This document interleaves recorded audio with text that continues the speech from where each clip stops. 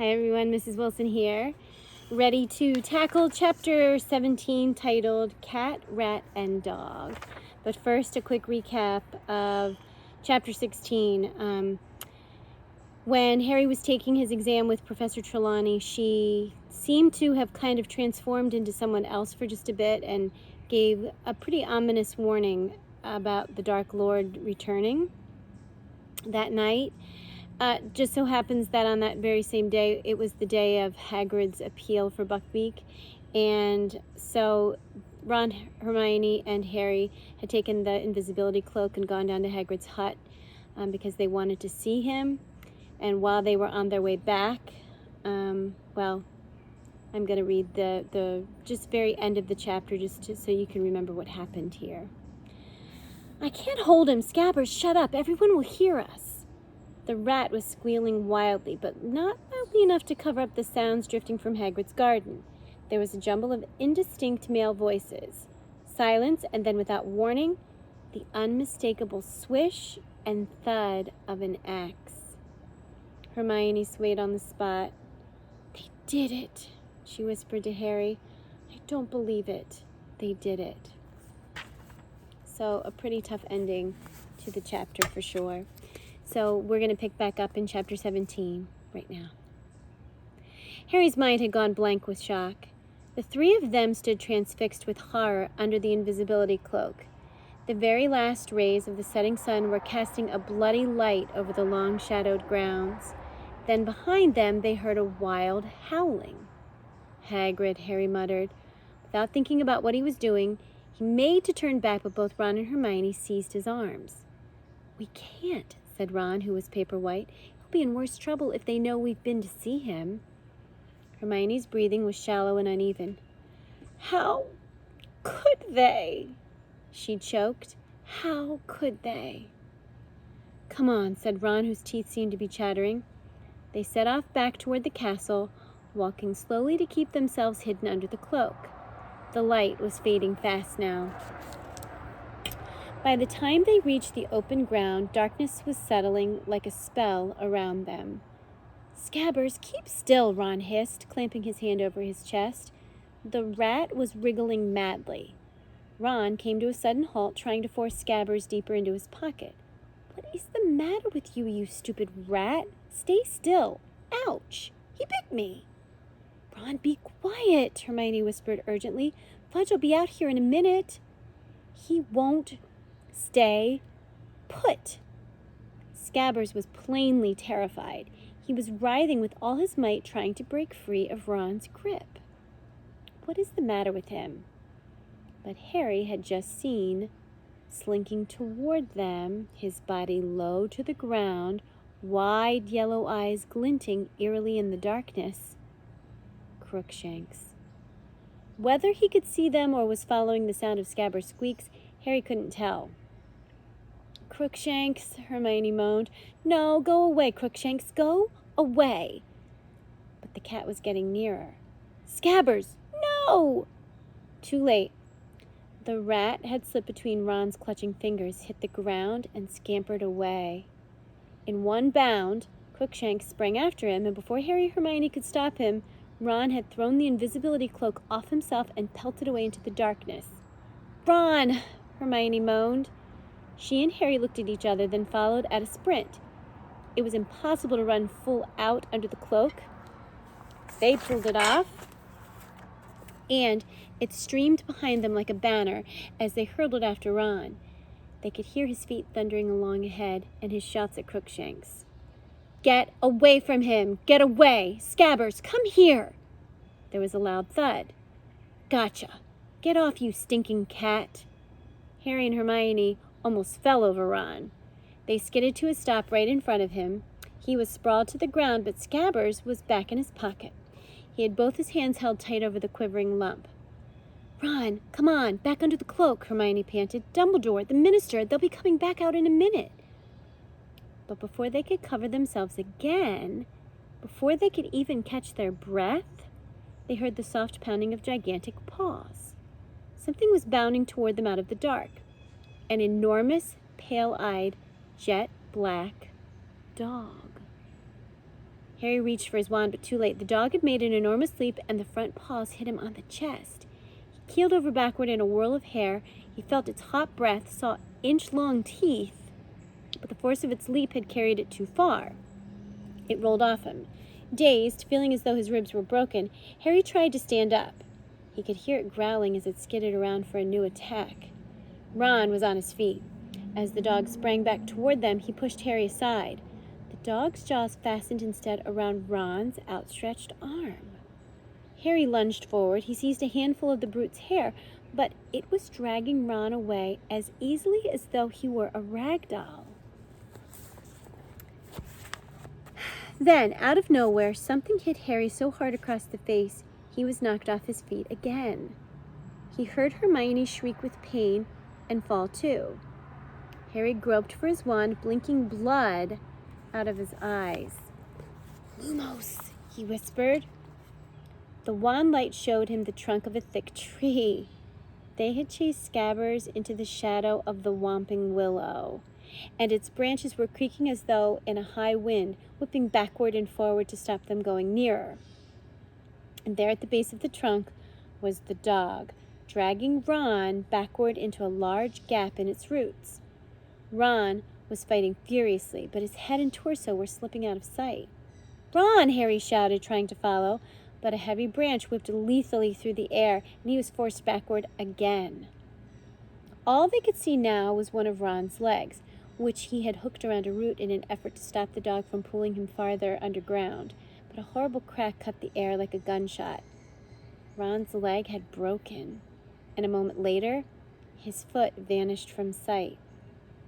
"Harry, we've got to go for help," Hermione gasped. She was bleeding too.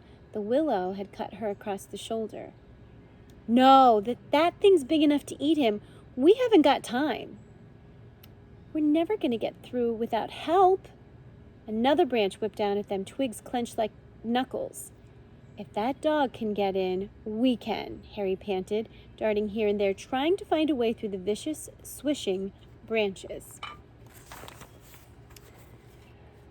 But he couldn't get an inch nearer to the tree roots without being in range of the tree's blows. "Oh, help, help," Hermione whispered frantically, dancing uncertainly on the spot. "Please." Crookshanks started forward. He slithered between the battering branches like a snake and placed his front paws upon a knot on the trunk. Abruptly, as though the tree had been turned to marble, it stopped moving. Not a leaf twitched or shook. "Crookshanks," Hermione whispered uncertainly. She now grasped Harry's arms painfully hard. How did he know? "He's friends with that dog," said Harry grimly. "I've seen them together. Come on, and keep your wand out." They covered the distance in the trunk in seconds, but before they had reached the gap in the roots, Crookshanks had slid into it with a flick of his bottle-brush tail. Harry went next. He crawled forward head first and slid down an earthy slope to the bottom of a very low tunnel. Crookshanks was a little way along, his eyes flashing in the light from Harry's wand. Seconds later, Hermione slithered down beside him. "Where's Ron?" she whispered in a terrified voice. "This way," said Harry, setting off, backed after Crookshanks. "Where does this tunnel come out?" Hermione asked breathlessly from behind him. "I don't know. It's marked on the Marauders map, but Fred and George said no one's ever gotten into it. It goes off the edge of the map, but it looked like it ends up in Hogsmeade." They moved as fast as they could, bent almost double ahead of them. Crookshanks' tail bobbed in and out of view. On and on went the passage. It felt at least as long as the one to Honeyduke's. All Harry could think of was Ron and what the enormous dog might be doing to him. He was drawing breath in sharp, painful gasps, running at the crouch. Then the tunnel began to rise. Moments later, it twisted, and Crookshanks had gone. Instead, Harry could see a patch of dim light through a small opening. He and Hermione paused, gasping for breath, edging forward, both their wands raised to see what lay beyond. It was a room, a very disordered, dusty room. Paper was peeling from the walls. There were stains all over the floor. Every piece of furniture was broken as though someone had smashed it. The windows were all boarded up. Harry glanced at Hermione, who looked very frightened, but nodded. Harry pulled himself out of the hole, staring around. The room was deserted, but a door to their right stood open, leading to a shadowy hallway. Hermione suddenly grabbed Harry's arm again. Her wide eyes were traveling around the boarded windows. "Harry," she whispered, "I think we're in the Shrieking Shack." Harry looked around. His eyes fell on a wooden chair near them. Large chunks had been torn out of it. One of the legs had been ripped off entirely. "Ghost didn't do that," he said slowly. At that moment, there was a creak overhead. Something had moved upstairs. Both of them looked up at the ceiling. Hermione's grip on Harry's arm was so tight he was losing feeling in his fingers. He raised his eyebrows at her. She nodded again and let go. Quietly as they could, they crept out into the hall and up the crumbling staircase. Everything was covered in a thick layer of dust except the floor, where a wide, shiny stripe had been made by something being dragged upstairs. They reached the dark landing. "Nox," they whispered together, and the lights at the end of their wand went out. Only one door was open. As they crept toward it, they heard a movement from behind it, a low moan and then a deep, loud purring. They exchanged a last look, a last nod. Wand held tightly before him, Harry kicked the door wide open. On a magnificent four-poster bed with dusty hangings lay Crookshanks, purring loudly at the sight of them. On the floor beside him, clutching his leg, which stuck out at a strange angle, was Ron. Harry and Hermione dashed across to him. "Ron, are you okay? Where's the dog?" "Not a dog," Ron moaned. His teeth were gritted with pain. "Harry, it's a trap." "What?" "He's the dog. He's an animagus." Ron was staring over Harry's shoulder. Harry wheeled around. With a snap, the man in the shadows closed the door behind them. A mass of filthy, matted hair hung to his elbows. If eyes hadn't been shining out of the deep, dark sockets, he might have been a corpse. The waxy skin was stretched so tightly over the bones of his face, it looked like a skull. His yellow teeth were bared in a grin. It was Sirius Black. "Expelliarmus," he croaked, pointing Ron's wand at them. Harry and Hermione's wands shot out of their hands high in the air, and Black caught them. Then he took a step closer. His eyes were fixed on Harry.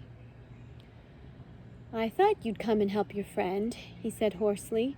His voice sounded as though he had long since lost the habit of using it. "Your father would have done the same for me. Brave of you, not to run for a teacher. I'm grateful. It will make everything much easier." The taunt about his father rang in Harry's ears as though Black had bellowed it. A boiling hate erupted in Harry's chest, leaving no place for fear. For the first time in his life, he wanted his wand back in his hand, not to defend himself, but to attack, to kill.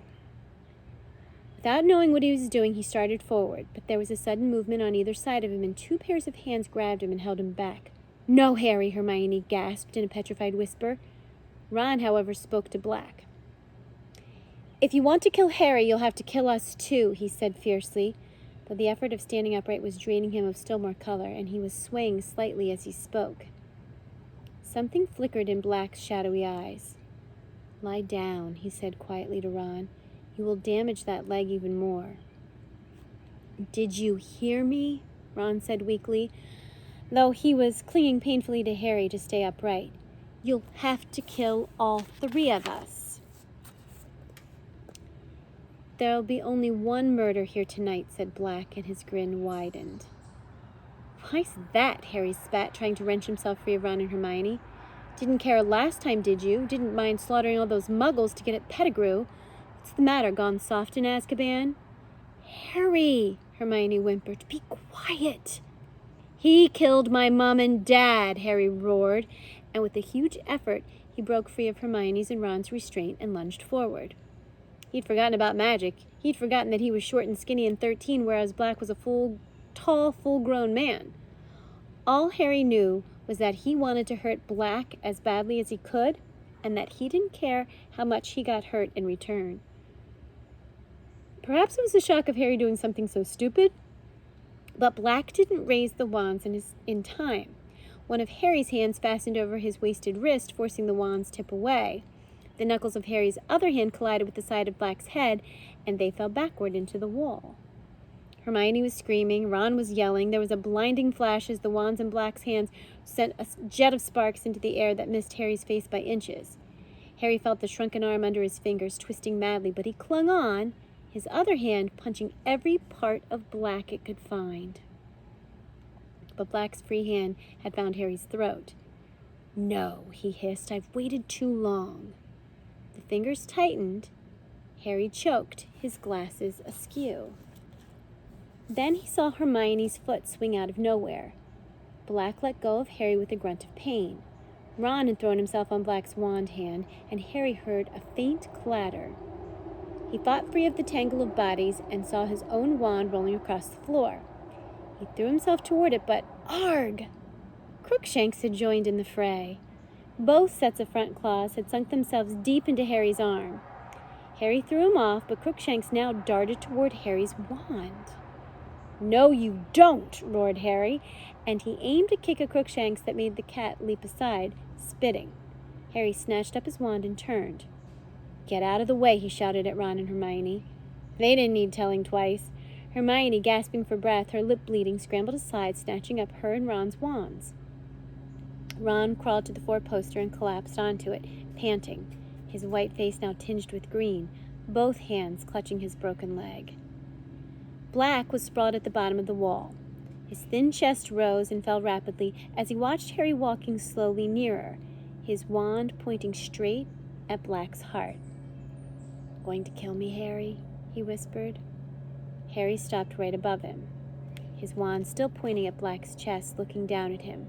A livid bruise was rising around Black's left eye, and his nose was bleeding.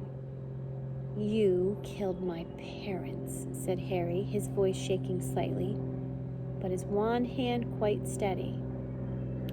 Black stared up at him out of those sunken eyes.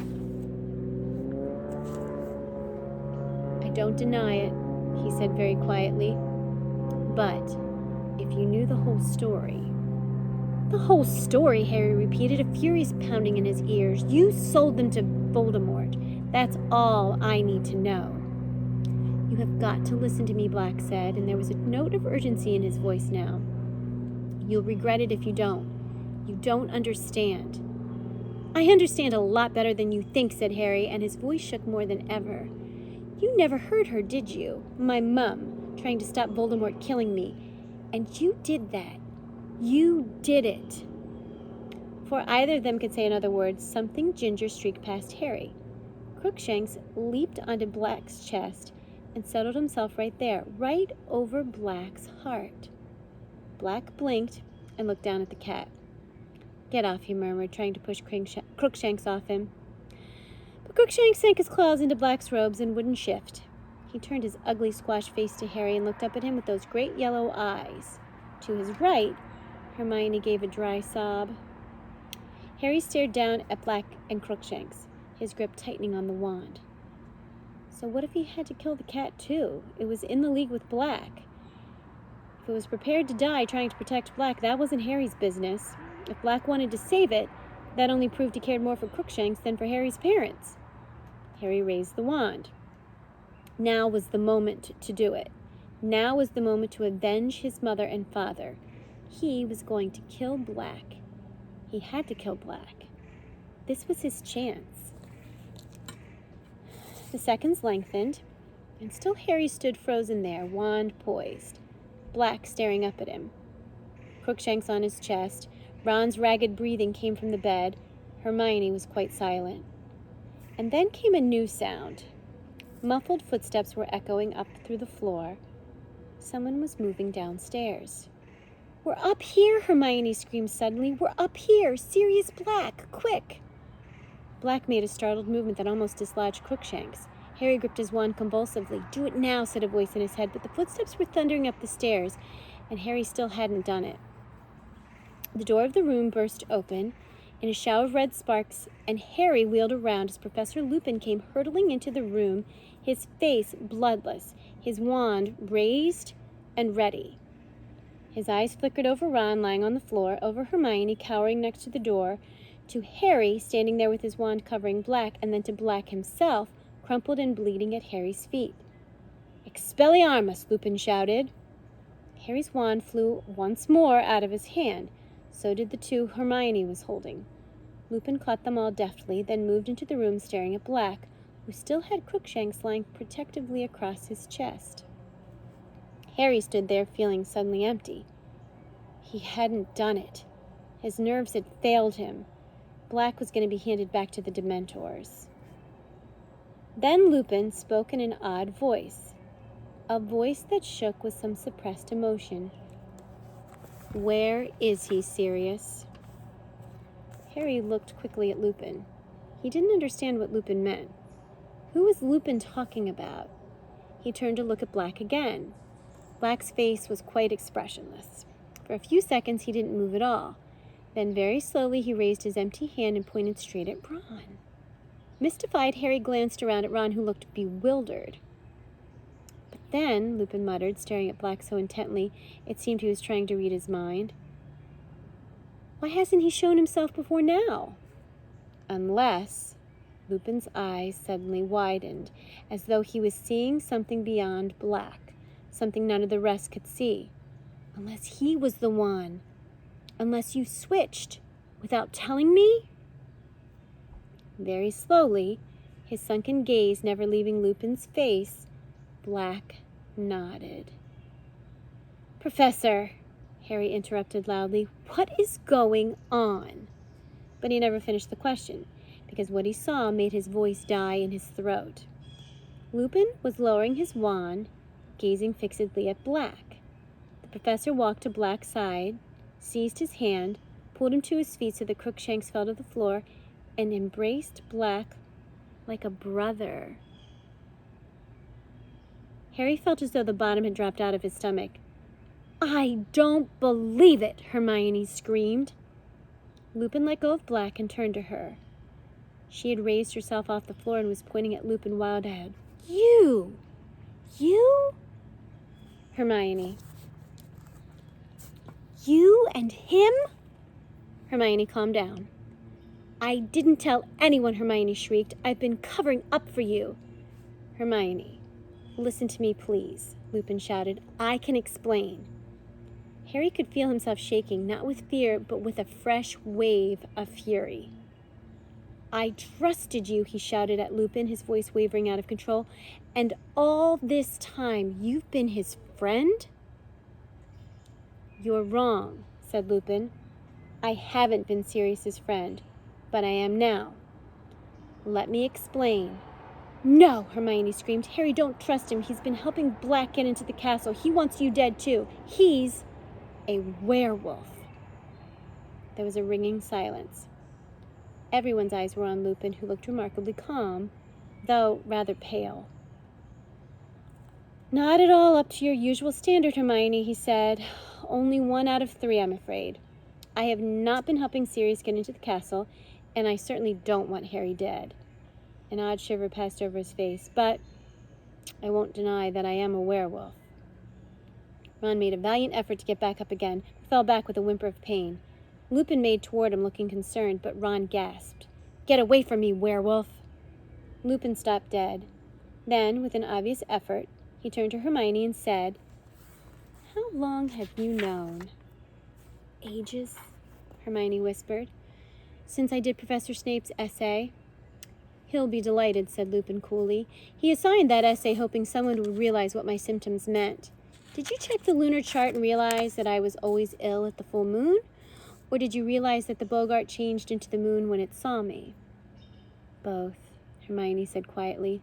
Lupin forced a laugh. "You are the cleverest witch of your age I've ever met, Hermione." "I'm not," Hermione whispered. "If I'd been cleverer, I'd have told everyone what you are." "But they already know," said Lupin. At least the staff do. Dumbledore hired you when he knew you were a werewolf? Ron gasped. Is he mad? Some of the staff thought so, said Lupin. He had to work very hard to convince certain teachers that I'm trustworthy. And he was wrong, Harry yelled. You've been helping him all the time. He was pointing at Black, who suddenly crossed to the four-poster bed and sank onto it, his face hidden in one shaking hand. Crookshanks leaped up beside him and stepped onto his lap, purring. Ron edged away from both of them, dragging his leg. I have not been helping Sirius, said Lupin. If you'll give me a chance, I'll explain. Look. He separated Harry, Ron's, and Hermione's wands and threw each back to its owner. Harry caught his, stunned. There, said Lupin, sticking his own wand back into his belt. You're armed, we're not. Now will you listen? Harry didn't know what to think. Was it a trick? If you haven't been helping him, he said, with a furious glance at Black, how did you know he was here? The map, said Lupin, the Marauders' map. I was in my office examining it. You know how to work it? Harry said suspiciously. Of course I know how to work it, said Lupin, waving his hand impatiently. I helped write it. I'm Moony. That was my friend's nickname for me at school. You wrote? The important thing is, I was watching it carefully this evening because I had an idea that you, Ron, and Hermione might try to sneak out of the castle to visit Hagrid before his hippogriff was executed. And I was right, wasn't I? Oh my goodness, silly fly. He'd started to pace up and down, looking at them. Little patches of dust rose at his feet. You might have been wearing your father's old cloak, Harry. How'd you know about the cloak? A number of times I saw James disappearing under it, said Lupin, waving an impatient hand again. The point is, even if you're wearing an invisibility cloak, you still show up on the Marauders' map. I watched you cross the grounds and enter Hagrid's hut. 20 minutes later, you left Hagrid and set off back toward the castle. But you were now accompanied by somebody else. What, said Harry. No, we weren't. I couldn't believe my eyes, said Lupin, still pacing and ignoring Harry's interruptions. I thought the map must be malfunctioning. How could he be with you? No one was with us, said Harry. And then I saw another dot, moving fast toward you, labeled Sirius Black. I saw him collide with you. I watched as he pulled two of you into the Whomping Willow. One of us, said Ron angrily. No, Ron, said Lupin. Two of you. He'd stopped his pacing, his eyes moving over Ron. Do you think I could have a look at that rat? He said evenly. What, said Ron? What's Scabbers got to do with it? Everything, said Lupin. Could I see him, please? Ron hesitated, then put a hand inside his robes. Scabbers emerged, thrashing desperately. Ron had to seize his long, bald tail to stop him escaping. Crookshanks stood up on Black's leg and made a soft hissing noise. Lupin moved closer to Ron. He seemed to be holding his breath as he gazed intently at Scabbers. What? Ron said, holding Scabbers close to him, looking scared. What's my rat got to do with anything? That's not a rat, croaked Sirius Black suddenly. What do you mean? Of course he's a rat. No, he's not, said Lupin quietly. He's a wizard. An animagus, said Black, by the name of Peter Pettigrew. And that is the end of chapter 17. I don't even know what to think. So I'm definitely looking forward to more of an explanation as to why Lupin changed his mind about Sirius Black and hugged him so intently and so much like a friend would embrace. And Scabbers is Peter Pettigrew, who I thought had been blown to pieces by Sirius Black. This is quite the development. So tomorrow, hopefully, we get some answers in chapter 18, which is titled Moony, Wormtail, Padfoot, and Prongs. I know they are the map makers of the Marauders map, but I have a feeling there's a lot more to their story that we need to find out. And so until then, enjoy the rest of your day, and I'll be looking forward to reading together again with you then.